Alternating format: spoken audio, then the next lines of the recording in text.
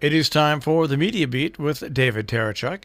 David joins us on a Friday. We rebroadcast it also on Monday during our noontime hour, and you can hear David on the weekend as well here. But forget about all that. You can also get David's column, The Media Beat, at themediabeat.us. Also, sometimes he posts on Huffington Post, and he's also a PBS television correspondent reporting on ethics and belief. We're out of time, David. Nice speaking to you today. Well, happy. There's so much to say about how busy I am, I know, but I'm taking time to talk to you. I'm very happy to do that. Happy March, by the way. It's 1st of March from the media capital of the world, New York City. Coated in white this morning. Very beautiful. And we are coated in white too, and there's more white on the way. But they always say that February goes out, out like a lamb and marches in like a lion, or something like that. Well, yes, February April is the cruelest month is a line from T.S. Eliot, but I think February was pretty damn cruel in many It's ways. just winter is Uh, this winter's been strange, and it's been a difficult one because it's been one day it's 45 degrees, the next day it's 10 below. I mean, and then you get snow one day and you get sleet one day, and it's been miserable. But then again, it matches what's going on in Washington. Well, that's what I was about to say. The erratic meteorological conditions of February were certainly nothing compared with the erratic goings on in the nation's capital. I'm due there next week, by the way. I'll give you a situation report from on site. But for the meantime, just watching it like a media consumer and observer that I am, it's hard to know where to start this week with anything to talk about. Do you think there's been anything going on that's worth our attention? I really don't think so. No, yeah, but you know what's funny about it? It's not funny. What's interesting about this situation is for a man who and he's a master, a man who likes to get on the media and control what the media covers, and he doesn't really care what the media covers. But this week, he set up this meeting in Korea, actually in Vietnam, which I find really amazing that Donald Trump finally goes to Vietnam. The Bone Spurs Well, didn't. I'm surprised his bone spurs didn't give him trouble. Just at the mere thought of going there. So this meeting is set up for Vietnam for Donald Trump to meet with Korea, and he tried to make that meeting outpace what was going to go on in Washington, but there was no Good luck way. with that. Yeah, there was no Yes. way that was going to happen, and his own party really added to the misery by the way they reacted. You know, if we remembered what happened in Watergate in the hearings, the Republicans and Democrats fought like hell behind closed doors. Absolutely. They Yeah. did not do it. You can go back and Google and look at those sessions that Sam Ervin headed up, and he had his little copy of the U.S. Constitution right there with him. But senators were decent to one another, and the congressmen were decent to one another in front of the public. Boy, that is all gone by the wayside, David. That's the most shameful thing I think I saw go on this period so far.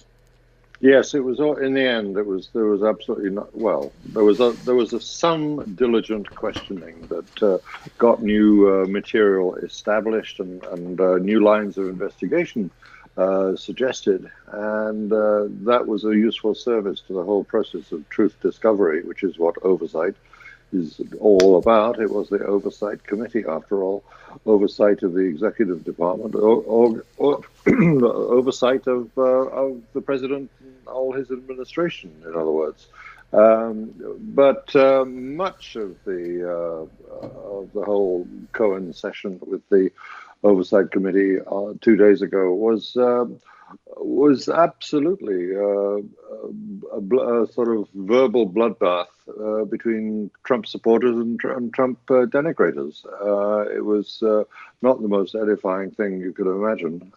Whereas, in some ways, I don't want to push this parallel too much, and other people have, promoted it and others have denigrated it. But do you remember in Watergate the tilting of the of the table in the end happened because of the president's lawyer at that time. I mean, White House counsel, in fact, was his official position, John Dean. He came out as the man who really spilled the beans on Nixon. And in some ways, the president's lawyer this time his personal lawyer and fixer and enforcer, which is what, of course, this president has needed in terms of a personal lawyer. He's the focus of bean spilling this time, and the contrast between the two bean spillers and the way they were treated in evidence giving is really instructive. We are living in a different world. You're absolutely right. You know, what there were two things that I only watched probably about an hour of the whole proceedings because I shouted things at the TV. And what I shouted at first was, do any of you folks on the Republican side, and this was just on the Republican side because they were trashing the reputation of Cohen. Well, guess what? He has a lousy reputation. We all know that. He was not a good person. What he did was not good things. But did any Republican, and this is where I chide the Democrats, not one Democrat responded to Republicans by saying, do any of you know the RICO law? Do any of you realize that, yes, we take disreputable characters, people with horrible characters that have done horrible things, but if they don't turn and give the names of the other bad people, we would never put the real bad people in jail. That was never pointed out once to the Republicans, that, yes, you can bang on this guy all day long. He's a horrible person to most people, but for whatever reason, he decided to turn. And this time, because he lied so much to everybody in the past, that if he lies this time, his sentence won't be 3 to 5 years. It'll be 15 to 20 to 30 years. I'm surprised the Democrats just didn't respond by saying, look up what the RICO law has done and what it's done. Yeah, and to make such a fuss about having a proven and admitted liar back to give evidence, a liar to Congress back to give evidence to Congress, which is what the Republicans are banging on the drum about constantly. It was surprising that on the Democratic side said that this is not unusual. I think one of the Republicans said that it was unheard of for a congressional chairman like Elijah Cummings to do this, to invite back a liar to give testimony to the Congress, to a congressional committee. Well, Elliott Abrams, a Reagan administration official who was found guilty of lying to Congress, was invited back to give evidence also. And he's now, in fact, the administration's front man on Venezuela.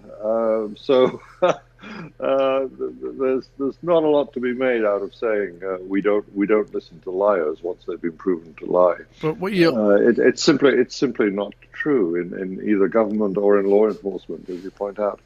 You know, I look at this whole situation. I want to get to Brexit in a moment before we get there, but I look at this whole situation. I think that that Mueller has done an amazing job here.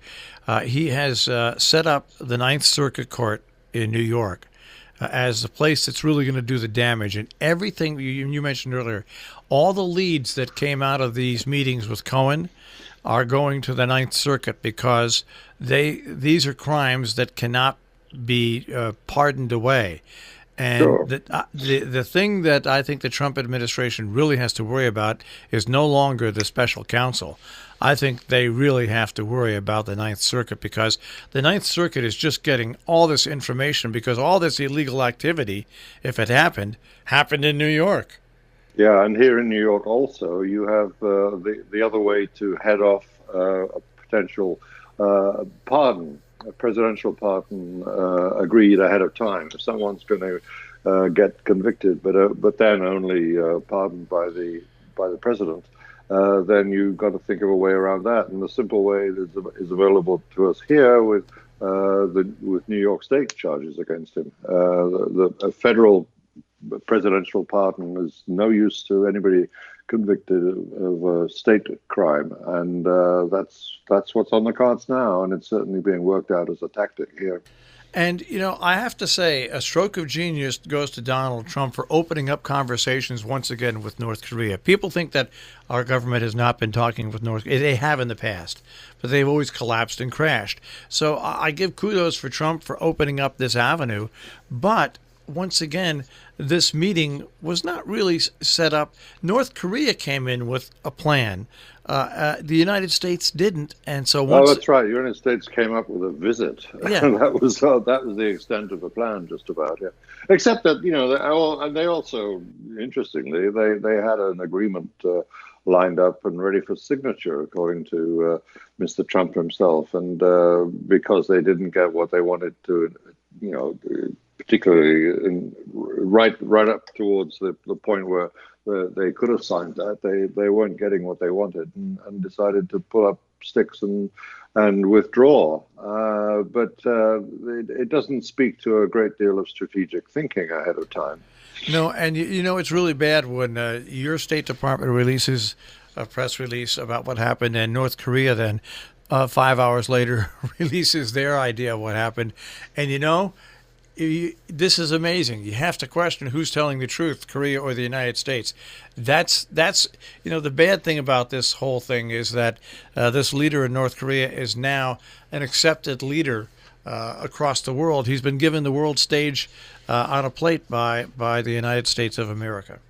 Sure, and it's not unusual for two sides to disagree about how talk broke down. There's nothing particularly distressing about that, I don't think. But it does speak to the fact that it is just on the one hand and on the other, with one of the most vile regimes in the world. You're right that this whole process has elevated Kim out of complete murder into a position of recognition throughout the world as a man who talks to the civilized world in the figure of Donald J. Trump on equal terms. That's a very interesting development. And then our president, when questioned, says, "Oh, I believe the man. I don't think he was involved. He didn't know about what happened to the American citizen." Well, Trump's not the first to do that. Remember when George W. Bush looked into the eyes of President Putin of Russia and said that he could really see into his soul and he could deal with him. It's part of the folly of grandeur that can attack people in the White House, I'm afraid. You sometimes get to think that you're all powerful because you're being called the most powerful man in the world all the time. We're stuck with a man who trusts his gut in the same way that George W. Bush trusted his gut. But of course, he's got the extra degree of fantabulism as well. Trump has. He'll just make up who he wants to believe and who he doesn't. But he's decided he wants to believe strong men, and he's being taken in by these people who affect to be strong men on the world scene. All right, now let's talk a little bit about Brexit or the non-Brexit or what Brexit. I mean, that's hard Brexit, soft Brexit, no-deal Brexit. It comes in various flavors. Where does it really stand? I mean, ask any Brit in Britain right now, and they say, "What the?" They answer the question with a question. What the hell is going on? Is usually the question. No one quite knows, and this is a bit of a weaselish get out on my part, but it's true. People don't know. This is totally uncharted territory to the point where Britain is floating off into the North Sea, off the coast of Europe, and not only uncharted. We don't have any pilots. We don't have any. Not only no charts. We have no sense at all of how business is going to be conducted from here on.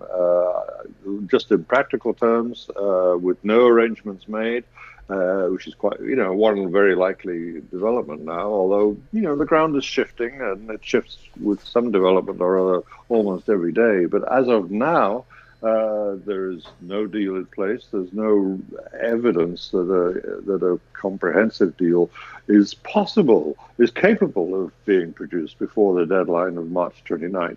And of course, it's possible that we can extend that deadline. But if we end up with the deadline appearing and being achieved and no deal being achieved, no set of arrangements that are put in place, then it could be, yes, economic chaos, practical chaos in some very visible ways. Imagine all the trucks lined up with goods to go one way or the other across the English Channel to Europe or from Europe.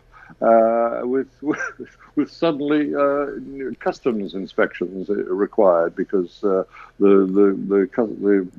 customs union is something that we don't any longer have with Europe. That's part of the deal.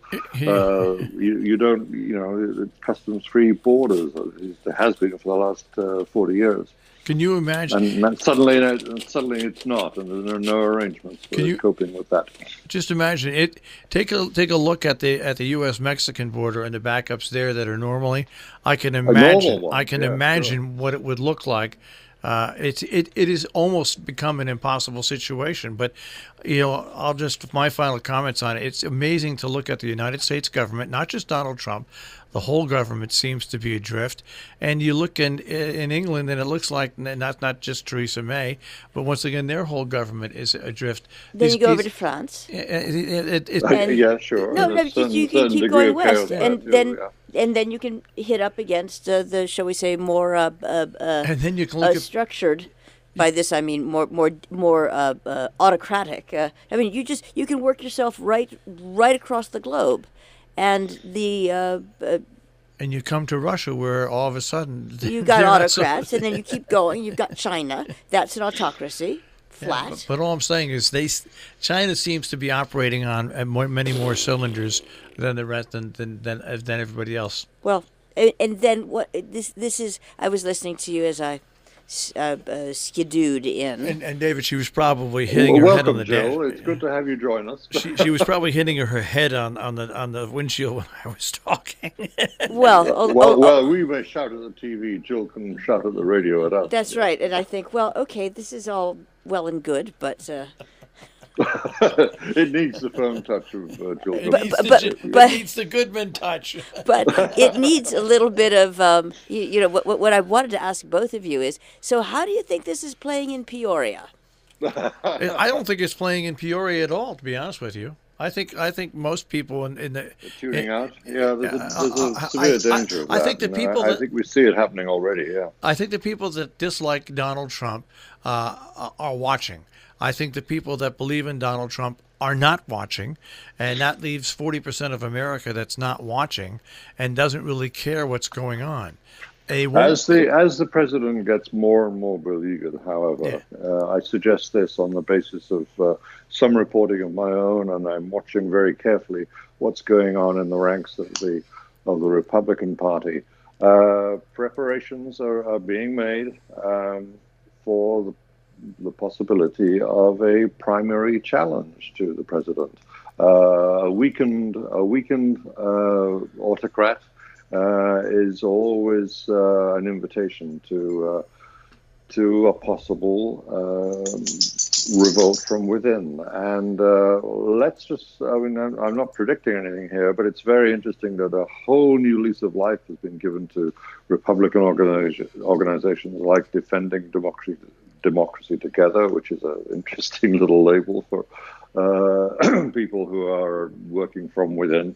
And we may have a primary challenge. Certainly the Maryland governor is taking it very, very seriously, and a lot of the big Republican funders are taking it very seriously too. It's interesting, and Jill, you can comment on this. I do not see right now someone strong enough to come up and in a primary defeat Donald Trump because I don't think they're strong enough to stand up to him. I think Mitt Romney would stand a decent chance, but he, once again, is not strong enough. That's one thing you got to credit this guy with. And Jill knows He loathes it. I do not like Donald Trump. I don't like what his past. I don't like what he's done with his company. I don't like what he's done with the White House. But give this man his due. He knows how to wield that single power, and as long as the Congress of the United States and the Senate goes along with it, and he has them under the thumb, as they have to right now, there's no one that's going to be able to topple him unless in the general election, is my opinion. I mean, something really bad has to come out of the Ninth Circuit to shake anybody. Something really, really bad. And now this is the real reason I was banging my head on the steering wheel. Southern District. Okay, well, but so because Ninth Circuit is California. Oh, that's where, pardon me. Right. So, you're right. So the Southern District in New York, but something really bad has to come out of there. Kind of like Richard Nixon. Richard Nixon was not going to be impeached until the Friday Night Massacre. That changed everything, and I can remember it plain as day. And of course, he wasn't impeached, but he had a visit that's from right. a group of Republican grandees and he was senior people led by that sort of a real sort of pillar of. But I want to throw this in too. Of constitutional responsibility, Barry Goldwater. Yeah. But they said to him, look at the real truth of the field now, Mr. President. It's time for you to go. And that's possible with this president too. It's the Republicans who are scared of him losing the general, who I think will be the real motive force in any possible change. I think that's what. And Jill, thank you for pointing out about the Southern District. I think that's if something really bad comes out of the Southern District, the congressional leaders and the Senate leaders in the Republican Party will go to the president and say, "Listen, if this continues on to the election, we're really going to get swamped." But let's just say that right now. Just in, and this is why I'm saying, hey, is this playing in Peoria now? That was actually my question to the two of you, because if you go in and you look through this particular lens, it's one thing. One of the, in my view, media responsibilities that is ain't happening. Excuse me. I apologize to anyone I'm offending by that statement. Is that. You cannot get an intelligent representation of what's going on pretty much without going to wherever it is yourself, and that's pretty inconvenient at this juncture. Oh, you mean nobody's going out and doing reporting? Well, people are going out and doing reporting where things matter, which is we had which in the polling station, of course, is where they ultimately matter. We had a small vote here in New York City for what's called the public advocate, a position which is quite important, and it's so interesting that it's the microcosmic example that any particular vote can offer you was on display here. A lot of people didn't even know the vote was taking place. Local beat reporting, my point is that beat reporting on this issue could have focused on all the local issues that have been so important here in New York City. Most of all, one that broke through to national attention in recent weeks was the coming of Amazon's so-called second headquarters. We talked about this a couple of weeks ago ourselves, that there was so little beat reporting going on there. People were totally unprepared for what finally happened. They had no sense of how public reaction was developing to the possibility of Amazon coming to part of New York. And then when the whole deal collapsed, everyone was taken completely by surprise. And yes, reporting means going out of the office And that's what's lacking so much of the time now. And what the political climate of this country is at any given moment now is assessed by reporters sitting in the newsroom, looking at the web and following people's tweets. That's not reporting, of course. No, Jill, I know you have gone on about this many times before, but I want to join the critique now. And I can't 1 minute. That's not nearly enough to just say that when Marshall was watching the Jimmy Breslin thing, who was it? Who was it? Pete Hamill and Jimmy Breslin. We need a couple of those guys, or we need a couple of young. We need a couple of young guys. Younger versions of them. That are now on TV, who are prepared to wear out their shoe leather. But then, but then their editors have to. It's like it is so depressing to watch everybody sitting online getting their information. It just makes me homicidal, basically. I am a danger. I am a danger. Anyway, as ever, because we've run out of time, which is really too bad, I'll have to get you on this one next week. Thank you very much, David Tereshchuk, the Media Beat. Thank you.